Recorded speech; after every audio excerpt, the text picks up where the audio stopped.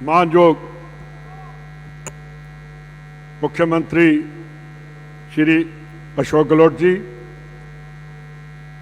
बहुत ही सत्कारयोग हरियाणा के पूर्व मुख्यमंत्री हुड्डा साहब, डोटासरा जी, सभी मंत्रीगण स्टेज पर बैठे हैं, एमएलए साहबान, कांग्रेस के लीडर साहबान, आज की इतनी बड़ी रैली को करवाने वाले डूडी साहब, मैं इनका नाम इसलिए सबसे अखीर में लिया है कि आज किसानों को देखकर मेरे को याद आ गया है कि जो शास्त्री जी ने कहा था, जय जवान जय किसान, आज यहां से नारा वो हम लागू करेंगे।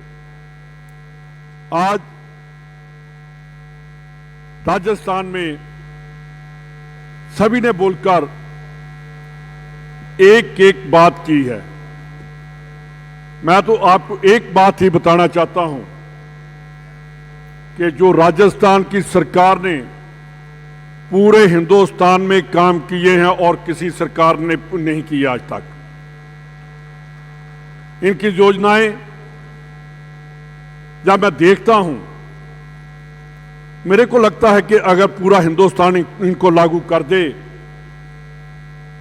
तो हिंदुस्तान में ना कोई रात को भूखा सोएगा और ना ही बिना इलाज के कोई ये कहेगा कि मेरे पास कहां से पैसा आएगा। मैं मोदी साहब को कहना चाहता हूं कि अगर देश को दिखाना है कि हमने क्या करना है तो राजस्थान से अशोक गहलोत जी का जो है योजना है उनको पूरे हिंदुस्तान में लागू कर दो। मैं सभी ने बोलकर किसानों की बात की। मैं एक बात पूछना चाहता हूं कि मोदी जी, एक साल से ऊपर पूरे हिंदुस्तान का किसान काले कानूनों के अगेंस्ट बैठा रहा दिल्ली में। 700 किसान शहीद हो गया। आपने कभी उनकी खबर नहीं ली। कभी तोमर साहब ने यह नहीं कहा कि किसान हमारी रीढ़ की हड्डी हैं। मैं बताना चाहता हूं मोदी साहब को कि कभी हिंदुस्तान अनाज के लिए बाहरले देशों के आगे हाथ लेकर जाया करता था कि हमारे लिए खाने के लिए दाना नहीं है, गेहूं नहीं है, चावल नहीं है। और इस साहब ये किसान जो बैठे हैं, इन्होंने हिंदुस्तान को आत्मनिर्भर कर दिया। अब हम एक्सपोर्ट करते हैं, बाहर से लेकर नहीं आते। मैं मोदी साहब ने 2022 में कहा था, दोबारा पहले 2014 में कहा, 2022 में कहा कि हम किसान की आमदन दुगनी करेंगे। मैं पूछना चाहता हूं कि मोदी साहब 2023 आ गया, बताओ कहां दुगनी हुई। नाबार्ड की गहलोत साहब एक सर्वे आया है, उस सर्वे के मुताबिक किसानों की आमदन दुगनी नहीं हुई, परंतु किसानों का कर्जा दुगना हो गया पूरे हिंदुस्तान के। ये गवर्नमेंट की रिपोर्ट है, नाबार्ड बैंक की रिपोर्ट है। पर मोदी साहब चुप है क्योंकि उनके दोस्त बैठे हैं जिनको वो दिखाना चाहते हैं कि हम आपके लिए हैं। मोदी सरकार के लोकसभा में कहा था कि जो हिंदुस्तान के किसानों का ये जो सर्वे हुआ है तो वो कब हुआ था? आज 9 साल हो गए हैं। इस मोदी गवर्नमेंट ने उसका नहीं किया। 2013 में कांग्रेस की सरकार, यूपीए की डॉक्टर मनमोहन सिंह जी की सरकार ने उस टाइम सर्वे करवाया था। पे ये आमदन दुगनी करने का वादा कैसे किया? अभी तक तो किसानों का सर्वे नहीं हुआ कि इनको कैसे आगे लेकर जाना होगा, किसानों की आय कैसे बढ़ानी होगी। मैं एक बात आपको बताना चाहता हूं कि मोदी सरकार ने 2014 के चुनाव के वादा किया था कि सरकार के आते ही पहली कैबिनेट में किसानों का कर्ज माफ किया जाएगा। 9 साल हो गए, 1 रुपया कर्ज माफ नहीं किया, जबकि पिछले 6 सालों में मोदी सरकार ने अपने जो इनके मित्र हैं, जिनकी वजह से राहुल गांधी ने उनके अगेंस्ट कहा कि इनका पैसा कहां जा रहा है, राहुल की जुबान बंद करने के लिए पार्लियामेंट से निकाल दिया। पर वो आवाज कभी बंद नहीं होगी। मोदी को बताना होगा कि वो जो उनके मित्र हैं, उनके कितने लाख करोड़ रुपया माफ कर दिया। किसानों का 12 लाख करोड़ का, किसानों का उनके जो मित्र हैं उनका अभी तक 12 लाख करोड़ जो है कर्ज माफ कर दिया, किसान का 1 रुपया माफ नहीं किया। कि मैं आपको इसलिए बता रहा हूं कि 2023 में सरकार मोदी और बहुत लोग आपके पास आएंगे, उनको आप खड़े होकर पूछिए कि क्या किया, किसानों के साथ क्या जुर्म किया उनके साथ। तो उन्होंने क्या यही कहा था ना कि ये काले कानून वापस करो, तो मोदी साहब ने कहा हम बिल्कुल नहीं करेंगे, जो हमने कानून लागू किए वही रहेंगे।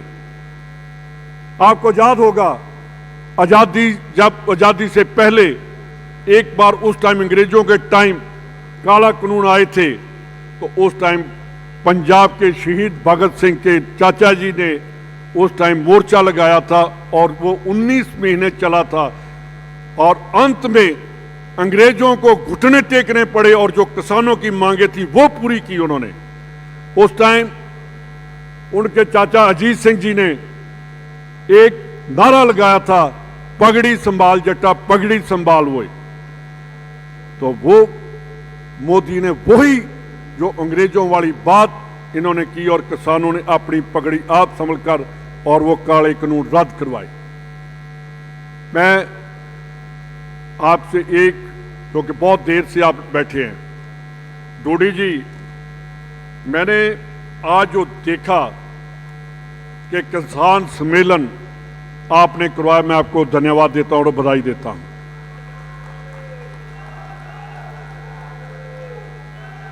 मेरे को भी ऐसा लग रहा है कि 2018 में आप हार कैसे गए।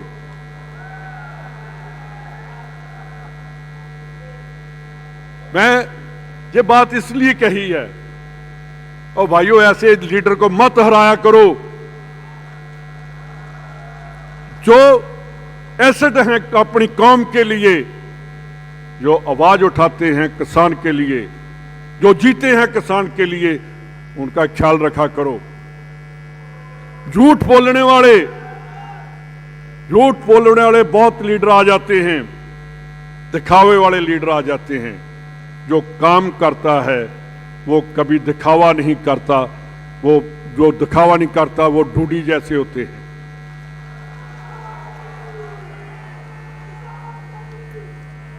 मैं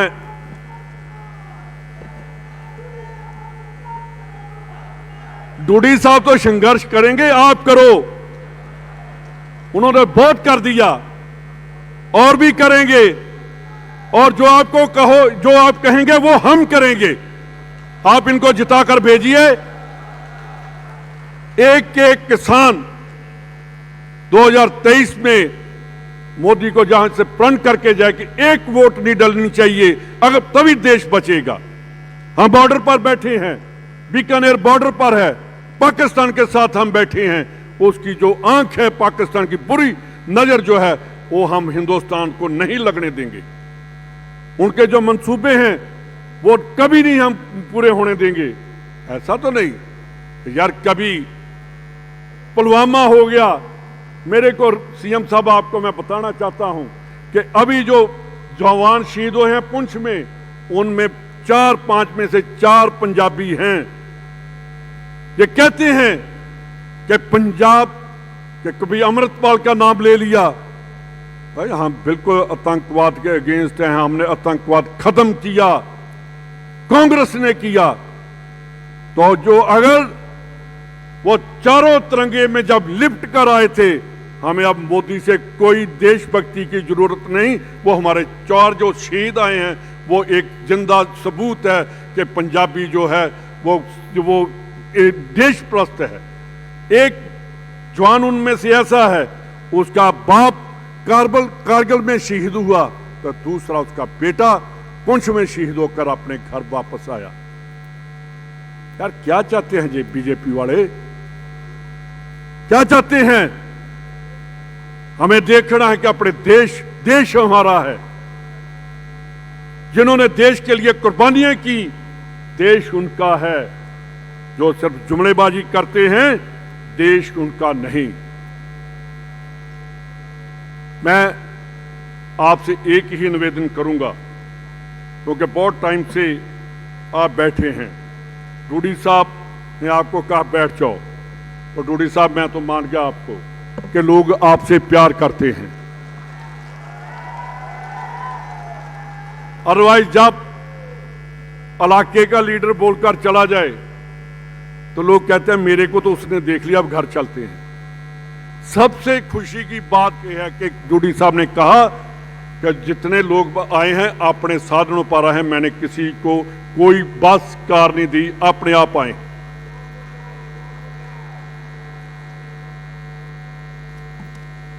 सीएम साहब, अब मनरेगा की बात आपने की, जो आपकी योजना मनरेगा की बहुत बढ़िया है, पर साथ के साथ बीजेपी ने आधा बजट कर दिया है मनरेगा का। हमें खड़े होकर वो बजट दोबारा बढ़ाना होगा। आखिर में मैं जैसे हुड्डा साहब कह गए हैं, पिछली बार हम गंगानगर गए थे, वहां भी एक स्कूल का लड़कियों ने कहा था, सीएम साहब ने उस टाइम भी मेरा कहना मान लिया था। तो आज भी जितनी डूडी साहब की डिमांड्स हैं, मैं उनका समर्थन करता हूं। और कॉलेज जो इन्होंने मांगे हैं, मेरे को सबसे बड़ी ज्यादा खुशी है कि राजस्थान में 300 कॉलेज, और मैं जब बात सुनता हूं, कोई कहता है मेरे एरिया में 3 कॉलेज हैं, कोई कहता है मेरे 7 कॉलेज हैं। तो मैं अभी हुड्डा साहब से बात कर रहा था, मैंने कहा कि नौजवान जो राजस्थान के हैं उनकी पढ़ने में बहुत रुचि है। वो लेडीज जो बैठी हैं, हमारी लड़की हैं, अगर लड़की पढ़ेगी तो 2 परिवार जो हैं वो पढ़ते हैं, एक उसके मायके वाला और दूसरा ससुराल वाला, जहां जाकर वो जाएगी उनका परिवार को उसको भी आगे लेकर जाएगी। तो हमें जितने भी काम हैं 2023 जो इन्होंने कहा है सीएम साहब ने कि आप मांगते मांगते थक जाओगे, मैं देता ही रहूंगा। तो मेरा ख्याल ऐसे चीफ मिनिस्टर बहुत कम होते हैं। मेरी जितनी एज है, मैं बचपन से ही, क्योंकि मेरे फादर मेरे ग्रैंडफादर बनते रहे, तो मैं तभी से चीफ मिनिस्टर को देखता आ रहा हूं, पर ऐसा चीफ मिनिस्टर मैंने कभी नहीं देखा जिसने इतना काम किया। तो मैं एक वादा आपसे लेकर जाना चाहता हूं, आप दोनों हाथ खड़े करके कहोगे कि 2023 में कांग्रेस की सरकार जहां से हम स्टार्ट करेंगे, आज ही हम अपनी लड़ाई शुरू करेंगे। मेरे ख्याल पिछले अभी नहीं उठा रहे।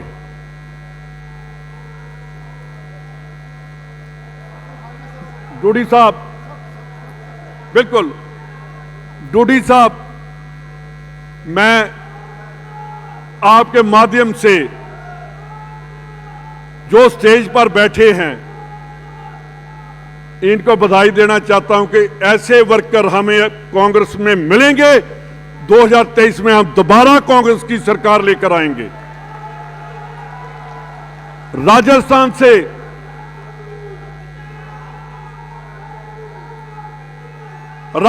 से जीत जब हमारी होगी तो हिंदुस्तान की जीत हमें कोई नहीं रोक सकता। 2024 में भी कांग्रेस की सरकार हिंदुस्तान में बनेगी। मैं दोबारा हमारे जो चीफ मिनिस्टर हैं, हमारे अध्यक्ष हैं डोटासरा जी, इनको बधाई देता हूं कि इन्होंने जैसे गहलोत साहब, आप बहुत पुराने कांग्रेस के लीडर हैं, आप कांग्रेस को अपना परिवार समझते हैं और मैं देखता हूं जब इतनी बड़ी स्टेट में कि हर वर्कर को इनको हर वर्कर का नाम भी याद है और बाय नेम उनको बुलाते हैं। तो डूडी साहब,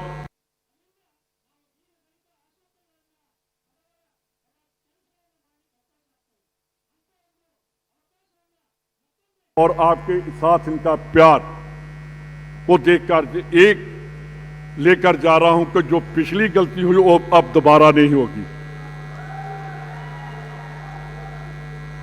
तो